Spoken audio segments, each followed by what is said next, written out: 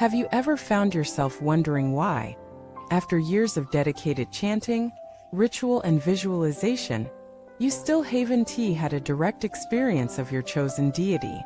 Why is it that despite all your spiritual discipline, your connection feels distant, almost imaginary? Is it possible that the very thing you seek is already near but obscured by something you've overlooked? Welcome back to our channel. It's always a joy to have you here. Today's journey is one of subtlety and honesty, of peeling back the illusions we carry even on the spiritual path.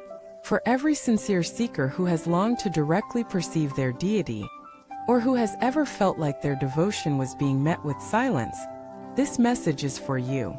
Many spiritual traditions across the world speak of divine visions, of saints and mystics receiving blessings from celestial beings. We often read these accounts with awe and longing, but when we look inward and see only silence, we may begin to doubt ourselves. Are we not worthy? Are we doing something wrong? Is it all just myth? Today we will explore 5 profound truths that illuminate why most practitioners do not see the deity they worship, and how this invisibility may actually be the greatest teaching of all. Let us begin with a story passed down through centuries. In the snow-covered regions of the Himalayas, there lived a yogi named Rinzan. He had secluded himself in a cave for 12 years, meditating on the form of Avalokiteshvara, the bodhisattva of compassion. Every day, he visualized the deity with perfect clarity. Every night he wept, longing for a vision. One morning he broke down. "Why won't you show yourself to me?" he cried. "I've done everything. I've purified my mind, I've abandoned the world. What more can I do?"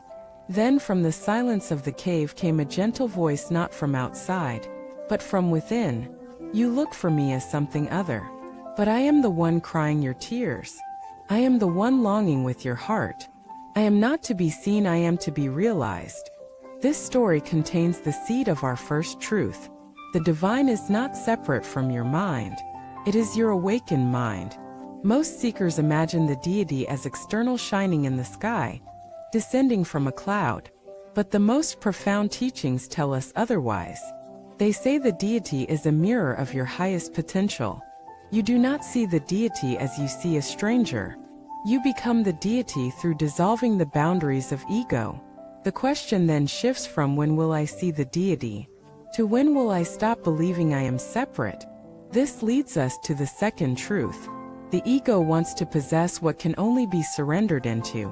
There's a hidden danger in spiritual seeking. The more we crave mystical experiences, the more we reinforce the ego. The ego wants to see the deity as proof of spiritual superiority, or as confirmation of being special. But the divine cannot be grasped by a mind that wants to conquer. It can only be received by a heart that bows in humility. A practitioner once told her teacher, "I keep visualizing the deity but nothing happens." The teacher said, "Then stop visualizing. Sit in silence. Let the deity appear when your mind is no longer looking."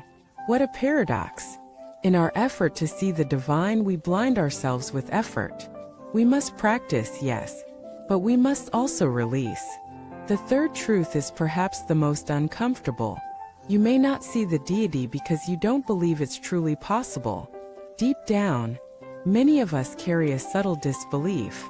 We chant but doubt. We visualize but question. We hope but hesitate. This split within us weakens the bridge between the visible and the invisible. As long as a part of us doubts, the deity remains hidden, not because it's not present, but because our mind is divided. Faith is not blind belief. It is the steady flame that burns even when the wind howls. There's a Tibetan proverb that says, "The deity is like the sun. If you close your eyes, don't blame the sun for not shining." We close our eyes with doubt. We close our hearts with pride. We close our minds with logic. And then we wonder why the sacred feels so far away. The fourth truth is both tender and powerful. The deity cannot appear in a heart burdened with unpurified karma.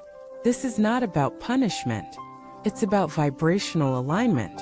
Imagine tuning a radio. If the station you want to hear is broadcasting at a certain frequency, but your receiver is full of static. You 1T catch the message.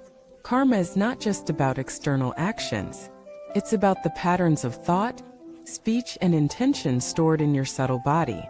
When your mind is clouded by resentment, jealousy, arrogance, or attachment, the channel is distorted.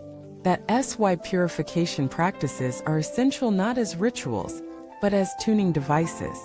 Each act of forgiveness clears the static. Each moment of compassion refines the frequency. Each confession of wrongdoing opens the signal a little more. A practitioner who had practiced for decades once said, "It wasn't until I truly forgave someone who hurt me that I had my first vision of the deity. I thought it would come through meditation. It came through the heart." Finally, the fifth truth. You may not see the deity because your idea of seeing is too limited. We expect flashing lights. We expect vivid images. But what if the deity comes as a whisper in your intuition? As a sudden tear of compassion? As a moment of peace amidst chaos? As a child's laughter? As the courage to do the right thing? The divine appears in ways that bypass the intellect.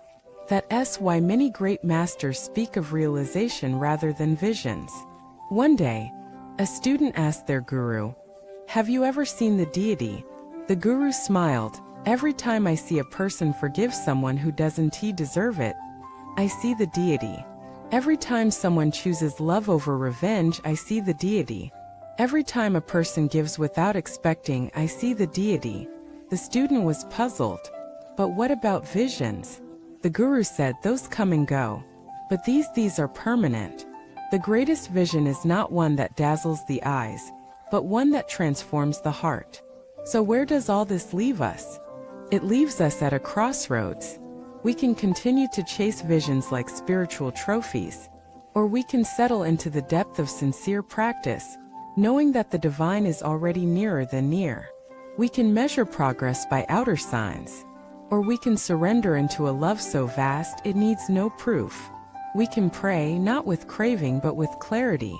We can sit, not with restlessness but with reverence. And perhaps one day, when the conditions are ripe, we will see not with the eyes, but with the soul that the deity was never absent, that the sacred has been breathing through us all along. So if you find yourself wondering, "Why can't I see the deity?" ask instead, "What am I still clinging to that keeps me from realizing I am not separate?" Because once that veil lifts not through force, but through grace, you will not just see the deity. You will know yourself as the expression of that very divine nature. And that is the ultimate vision. Thank you for watching this video. If this message resonated with you, please share your thoughts in the comments, subscribe for more teachings, and spread this wisdom to anyone walking the path beside you. May you walk with faith, live with purity, and see with the eyes of your true nature.